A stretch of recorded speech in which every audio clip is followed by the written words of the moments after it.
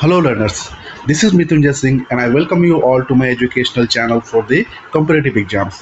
तो आज हम इंडियन कॉन्स्टिट्यूशन के सीरीज जो हम लोगों ने स्टार्ट किया था, हम लोगों ने जो पॉलिटी का जो सीरीज स्टार्ट किया था इंडियन पॉलिटी का, तो उसी को आज हम फर्दर आगे बढ़ाएंगे।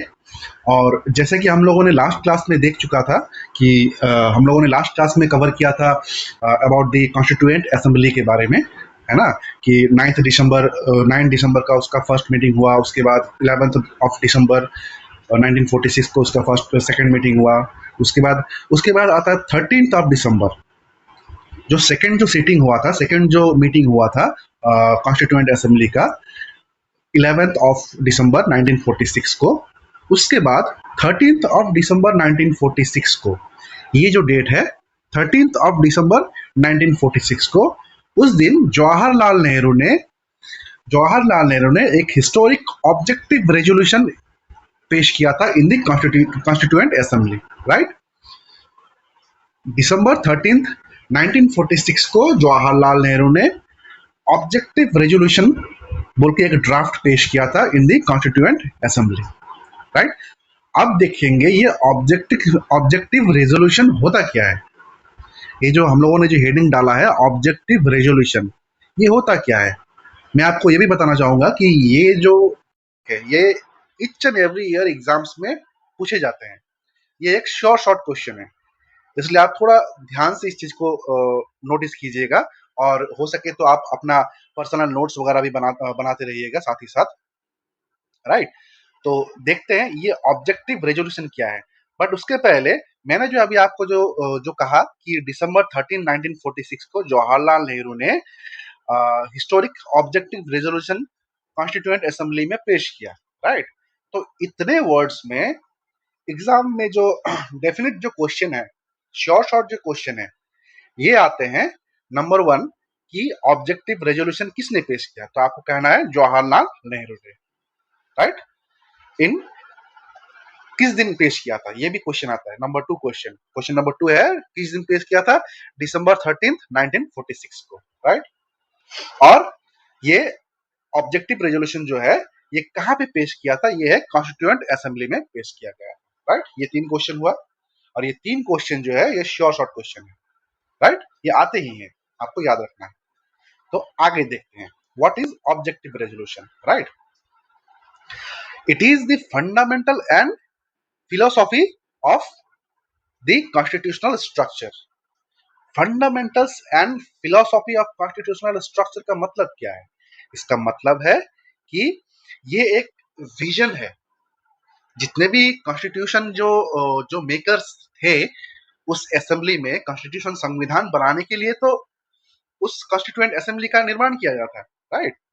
तो जितने भी लोग थे वहां पे, उन लोगों का एक फंडामेंटल्स रहेगा, सर्वसम्मति से एक फंडामेंटल रहेंगे, एक आइडियोलॉजी रहेगा, और एक फिलोसॉफी रहेगा, एक विचारधारा रहेगा कि किस किस बेसिस में हमारा संविधान को बनाया जाएगा, राइट।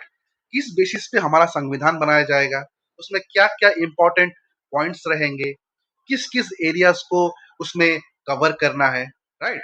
तो ये सब चीजें ये fundamentals and philosophy of the constitutional structure में आता है, राइट। आगे देखते हैं। In other words it is the foundation, ये आपको याद रखना, it is the foundation of the constitution. ये कॉन्स्टिट्यूशन की नींव है, right. It is the foundation of the constitution, ये आपको याद रखना है। What is objective resolution.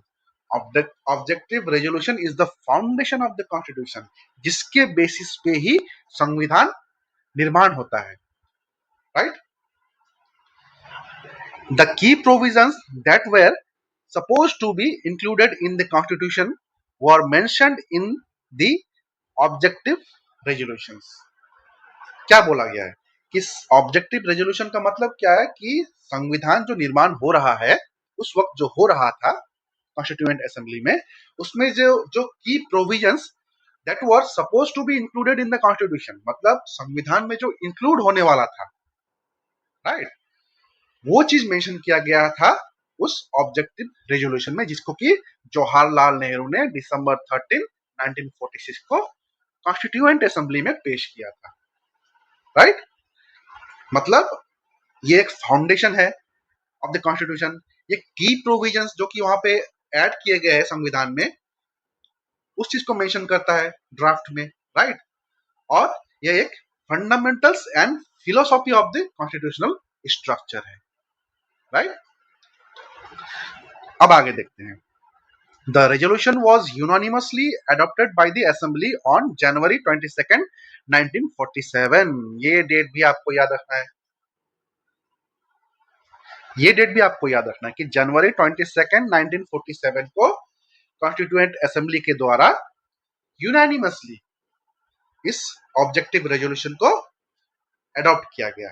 मतलब कॉन्स्टिट्यूएंट असेंबली के द्वारा, मतलब वहां पे जितने भी मेंबर्स थे उन सभी ने इसका समर्थन किया, इसका स्वागत किया, इसका वेलकम किया, राइट। कि हाँ, हम इस जो ये जो ड्राफ्ट जो जवाहरलाल नेहरू जी ने पेश किया है, हम उसको एक्सेप्ट करते हैं।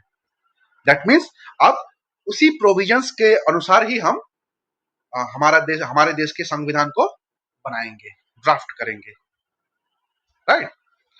The objective resolution later on came to be known as the preamble of the constitution.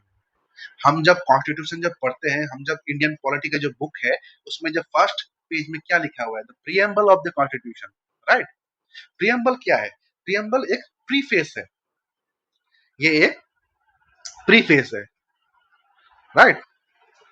मतलब ये प्रीफेस है, मतलब ये है कि संविधान पढ़ने से पहले हम अगर प्रियम्बल को देखेंगे तो हमें मालूम चलेगा कि ओके, इस बुक के अंदर, संविधान की जो बुक है उसके अंदर ये चीज मेंशन्ड है, ये चीज इसको डिस्क्रिप्शन डिस्क्राइब किया गया है, राइट। तो ये है प्रियम्बल। मतलब ऑब्जेक्टिव रेजोल्यूशन ही बाद में जाके हमारा जो प्रियम्बल है, जिसमें कहा गया है we the people of India, है ना, हैविंग सोलेमनली रिजॉल्व, तो ये सब जो कहा गया है वो प्रियम्बल में कहा गया, राइट। तो ऑब्जेक्टिव रेजोल्यूशन ही बाद में प्रियम्बल बना, राइट। तो आपको यहाँ से क्या क्या लेना है, जनवरी 22 1947 लेना है और ये प्रियम्बल को लेना है, राइट। मतलब प्रियम्बल जो है वही ऑब्जेक्टिव रेजोल्यूशन है, राइट। याद रहेगा। तो आपको जितने भी मैंने यहाँ पे की पॉइंट्स वगैरह जो मैंने मार्क किया है, प्लस जो मैंने यहाँ पे दूसरे कलर से यहाँ पे मेंशन किया है, उन सब चीजों का आपको डेफिनेटली याद रखना है, एग्जाम में पूछे जाएंगे, राइट। अब आगे देखते हैं।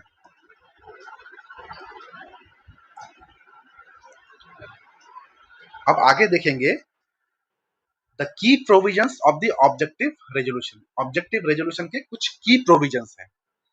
मैंने जो अभी आपको जो पढ़ाया कि ये चीजें ऑब्जेक्टिव रेजोल्यूशन में इंक्लूडेड है। अब उनके की प्रोविजंस वगैरह देखेंगे कि क्या क्या चीजें इंक्लूडेड है ना। वो देखते हैं। नंबर 1 में लिखा है India should be independent sovereign and Republic. Independent sovereign and Republic मतलब ऑब्जेक्टिव रेजोल्यूशन का जो ड्राफ्ट था उसमें क्या लिखा गया है, नंबर 1 पे लिखा गया था कि India should be sovereign, independent and Republic. Independent का मतलब है आ, एक आजाद कंट्री, है ना। उसके बाद सॉवरेन मतलब कोई भी ये कोई भी एक्सटर्नल प्रेशर के, एक्सटर्नल इन्फ्लुएंस, एक्सटर्नल कंट्री के इन्फ्लुएंस में आके, दबाव में आके काम नहीं करेगा, ये बिल्कुल फ्री है, राइट। ये अपने डिसीजंस खुद खुद लेंगे, ये सॉवरेन है, राइट। और रिपब्लिक, रिपब्लिक मतलब the head of the state should be elected by the people, है ना। मतलब हेड ऑफ द स्टेट जो है वो वो नॉमिनेट नहीं होगा, उनको चुना जाएगा, राइट। उनको चुना जाएगा। That means president of India, president of India को चुना जाएगा, उनको उनको नॉमिनेट नहीं किया जाएगा, है ना। उनको वोटिंग के द्वारा उनको चुना जाएगा, राइट। तो ये है Republic. India number 2 is India should be union of state.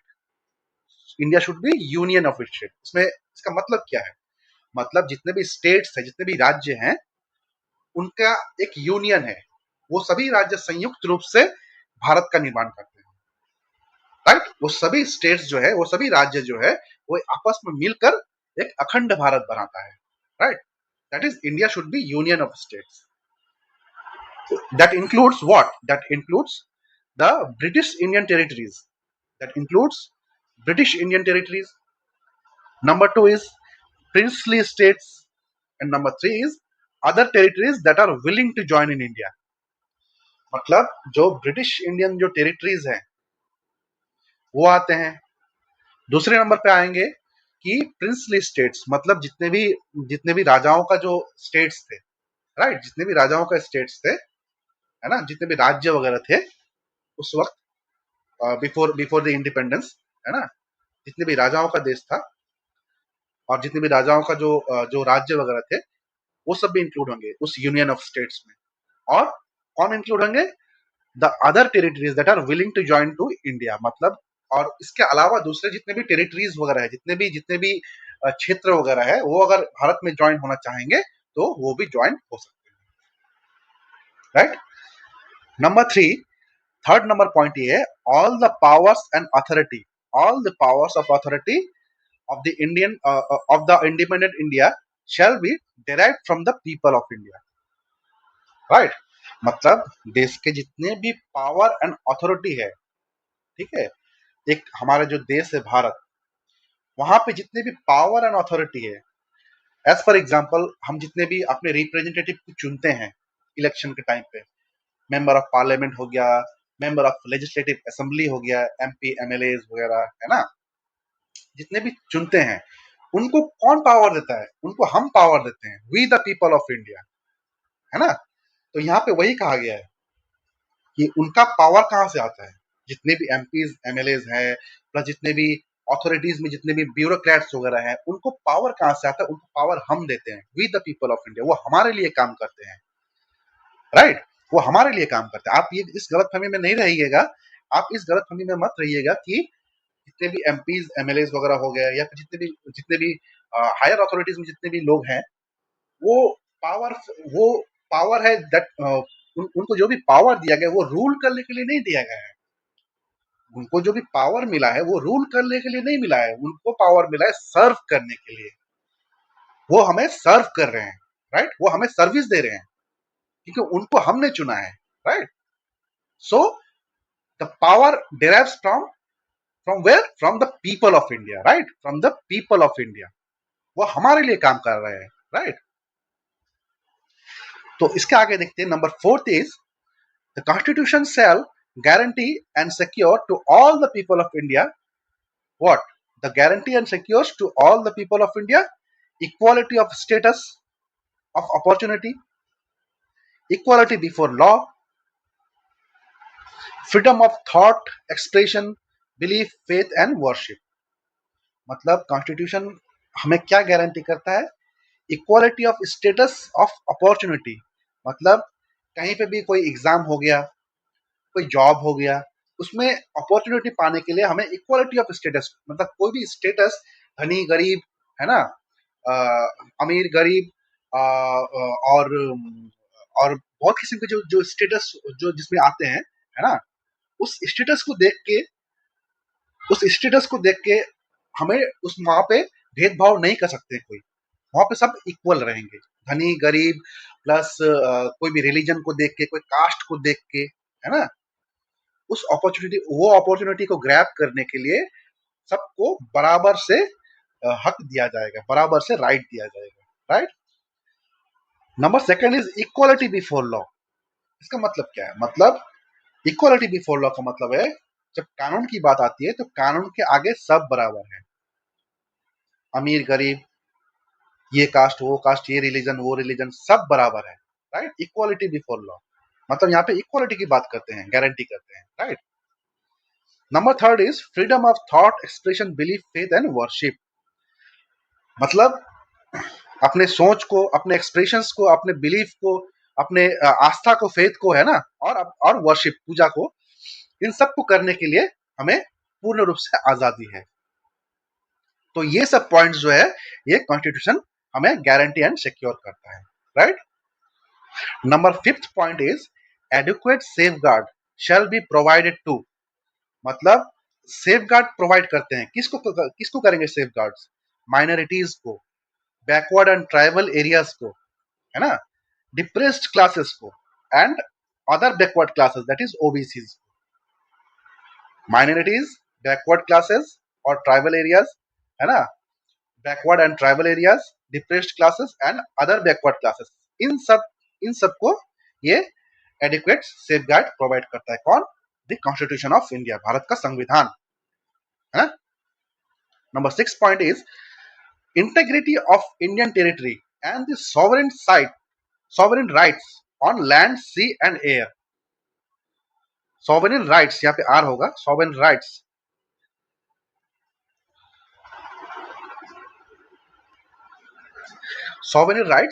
on the land, sea and air.